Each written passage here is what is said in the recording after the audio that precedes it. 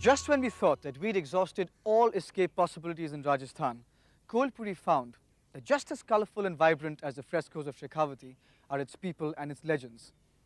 I guess Rajasthan is the state we'll just keep returning to.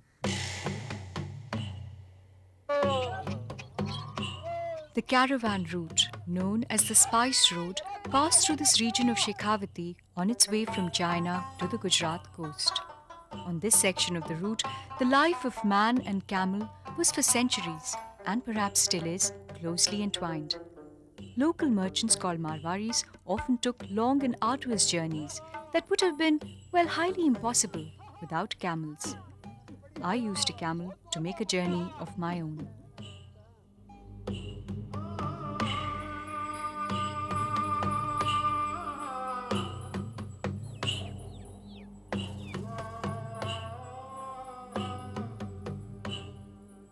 When you come from a metropolis like Delhi and have become accustomed to the westernized pace of life, you tend to feel like a foreigner in remote regions like this.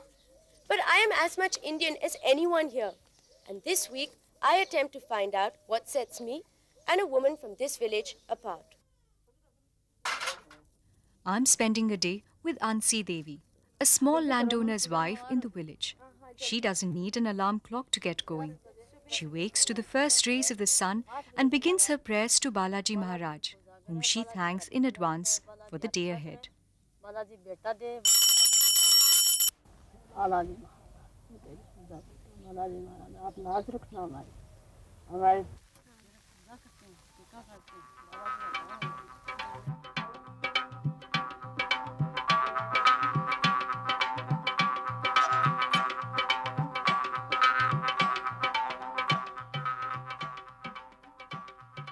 Feeding and milking cows is her next task.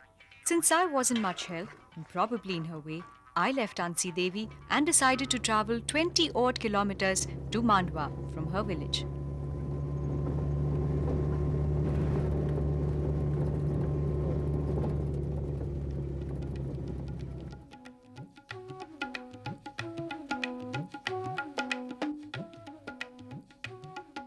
This region is commonly called the open-air art gallery of Rajasthan. Like any other place in Shekhawati, frescoes are a major attraction here.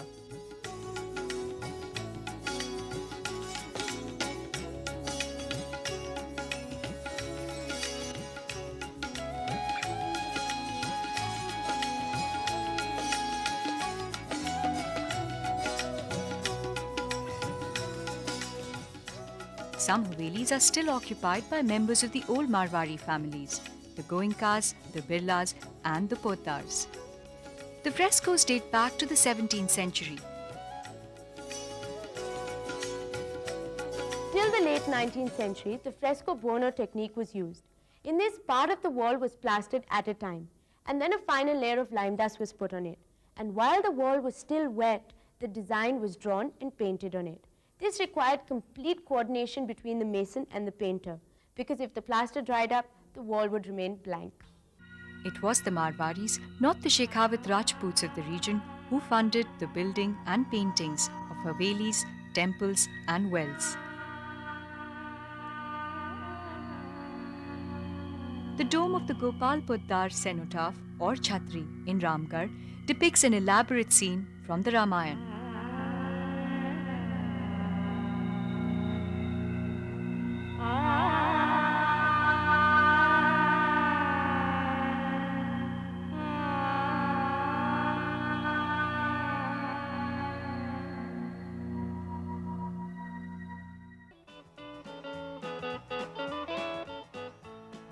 Ansi's husband returns home for lunch every day, and she makes sure it's ready on time. You know, I don't know how she manages to sit in her kitchen for so long.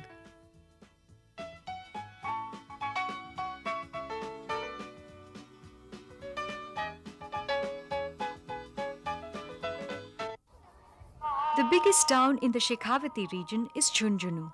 Although not impressive by Rajasthani standards, there are interesting ruins here. Maharaja Ajit Singh used to live in that palace, and he loved his Maharani. But in the 17th century, a diamond was not considered a gift of love. It was just passé. So instead, he built her this palace. The Khetri Mahal Wind Palace is decaying, but there is no mistaking its original design. A covered ramp, wide enough for horses, winds up to the roof. Junjunu also has a unique stepwell, built in 1738, called the Mirtani Ji Ki Bawri. Although there is only a small amount of dirty water in it now, in its old days, the high sulfur content of the water proved to be a potent antidote to skin diseases. Too much history can make you hungry, and my mind travelled to Ansi Devi's lunch. We ate straight off the fire. No reheating involved here. The food was splendid. Nothing like the greasy stuff you get even in the best hotels. As good as the food was the conversation. Ansi's husband is an excellent raconteur. He told me some spine-chilling tales of days long past, when caravans carrying spices were always in danger of being attacked. Thuggis, as bandits were called in those days, were a scourge.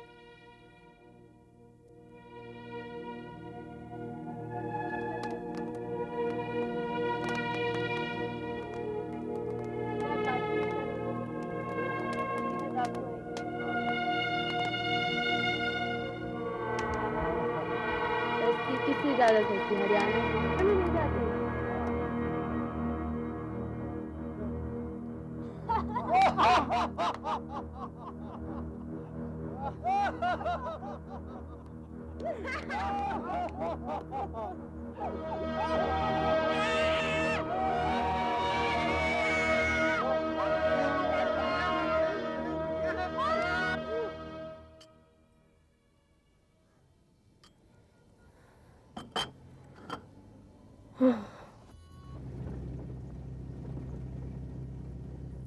If you're exploring this region, there's a whole range of options available.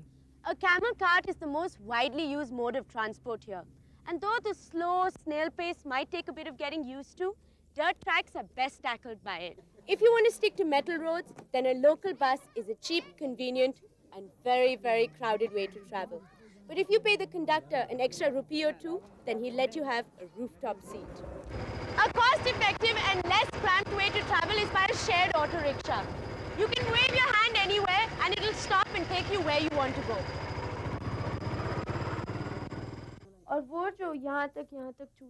Once she's wrapped up her work, Ansi devotes some time to herself. She washes her hair, puts on countless pieces of jewelry, and makes herself feel good. Much like I would do before a night out. To put it mildly, her attire was stunning, and she looked spectacular. बढ़िया लग रहे हो बहुत कोई करना आता है आपका ही हाथ में करना आता है हाँ मुझे बहुत Yes, Ansi Devi's lifestyle is alien to my experience. But strangely enough, I felt bonded to her by the same worries and hopes. I hope I'm not being presumptuous when I say we're both richer after meeting each other.